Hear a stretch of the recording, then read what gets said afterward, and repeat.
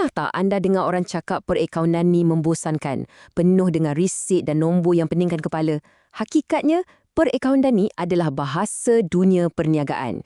Kalau kita faham bahasa ni, kita boleh nampak nyawa dan kesihatan sebenar sesebuah syarikat.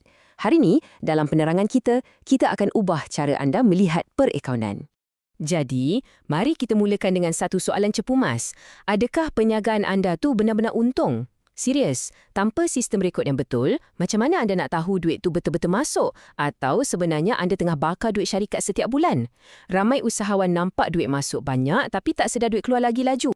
Okey, untuk faham semua ni, ini agenda kita hari ni. Kita akan tengok bahasa dunia perniagaan, kenali kosakata asas perakaunan, fahamkan persamaan asas perakaunan, selami prinsip dan andaian penting, dan akhir sekali kita tengok contoh sebenar melalui satu kes kajian perniagaan kek.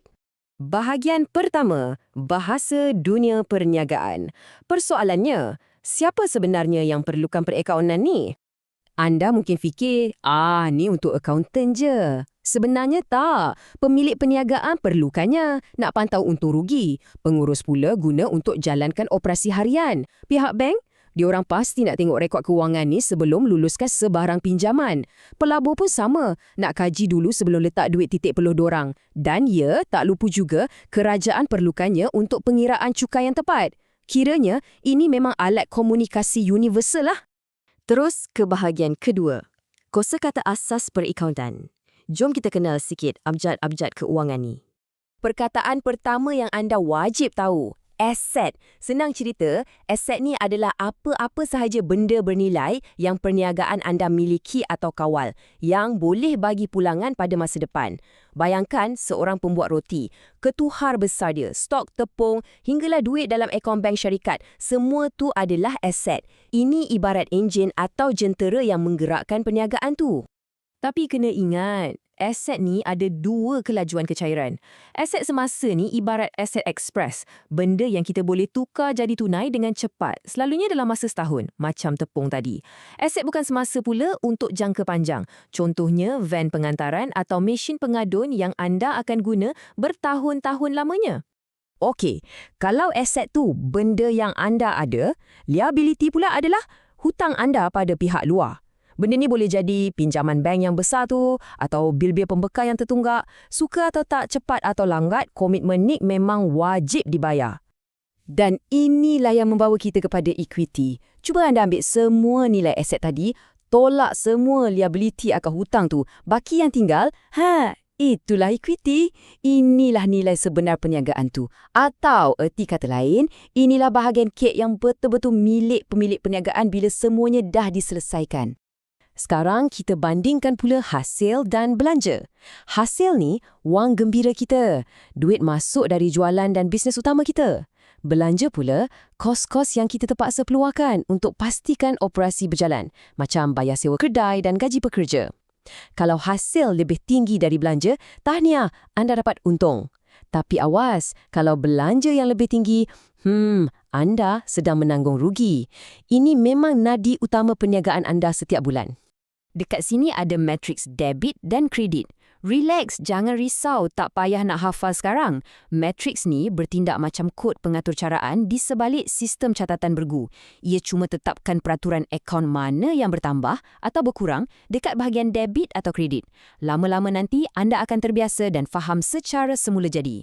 Masuk ke bahagian ketiga, persamaan asas perakaunan. Ini kira macam formula teraslah untuk semua ni. Sila beri perhatian penuh pada formula agung ini. Aset sama dengan liability campur equity. Kenapa saya cakap agung? Sebab ia beritahu kita satu kebenaran mutlak. Setiap satu benda yang perniagaan tu miliki sebenarnya dibiayai sama ada melalui pinjaman iaitu liability atau modal dari pemilik sendiri iaitu equity. Persamaan ini memastikan alam semesta keuangan anda sentiasa wajib kekal seimbang. Seterusnya, bahagian keempat, prinsip dan andaian penting. Atau kita panggil, apakah peraturan permainannya? Peraturan pertama bermula dengan beberapa andaian. Yang paling penting ialah entiti berasingan. Maksudnya, perniagaan dan diri anda adalah dua entiti yang berbeza. Anda tak boleh sesuka hati ambil duit dari laci kedai nak beli barang dapur keluarga. Itu namanya ambilan peribadi, bukannya belanja operasi perniagaan tahu. Anda mesti disiplin pisahkan poket kiri dan poket kanan. Lepas tu, kita ada asas tunai lawan asas akruan. Perakaunan yang betul sangat bergantung pada asas akruan. Maksudnya macam ni, anda kena rekod transaksi tu bila ia betul-betul berlaku, bukan tunggu duit bertukar tangan. Contoh, anda guna elektrik banyak bulan Mac, anda wajib rekod perbelanjaan tu dalam buku bulan Mac, walaupun anda baru bayar bil tu pada bulan April. Ini barulah dapat tunjuk prestasi kewangan yang paling tepat. Ada juga prinsip-prinsip sokongan lain. Contohnya kos sejarah. Kita kena rekod harga aset ikut harga beli asal, bukan harga pasaran semasa yang berubah-ubah. Kita ada juga prinsip ketekalan, pendedahan penuh dan konservatisme. Kenapa semua ni wujud? Semata-mata untuk pastikan perniagaan anda menceritakan kedudukan kewangan sebenar tanpa sebarang penipuan atau nak goreng cerita. Akhir sekali, bahagian kelima, kes kajian. Jom kita selami situasi praktikal, iaitu perniagaan kek Cik Hana. Mari kita tengok urus niaga 5 hari pertama Cik Hana. Hari 1, dia masukkan modal peribadi RM10,000. Jadi, tunai naik, equity dia pun naik. Hari 2, dia beri ketuhar RM3,000 tunai. Aset tunai dia bertukar bentuk jadi aset peralatan. Hari 3, dia ambil bahan mentah RM1,000 secara hutang. Inventory naik, tapi liability kepada pembekal pun naik. Hari 4, jualan masuk dapat tunai RM2,500. Ini hasil jualan dia. Dan hari 5, dia bayar bil elektrik RM300. Ini adalah belanja. Anda nampak tak proses dia? Setiap langkah ni mengubah senarai aktiviti mudah tadi menjadi sebuah naratif perniagaan yang hidup dan bernafas. Kalau kita rumuskan matematik dia, langkah pertama, hasil Cik Hana ialah RM2,500. Langkah kedua, kita tolakkan belanja operasi RM300 tadi disebabkan struktur perekonomian dia tersusun. Masuk langkah ketiga, Cik Hana tahu dengan fakta yang nyata bahawa perniagaannya dah buat untung bersih sebanyak RM2,200. Ini bukan sekadar tekaan tau. Ini adalah fakta keuangan yang disokong dokumen sah. Sebagai penutup penerangan kita, cuba fikirkan soalan ini.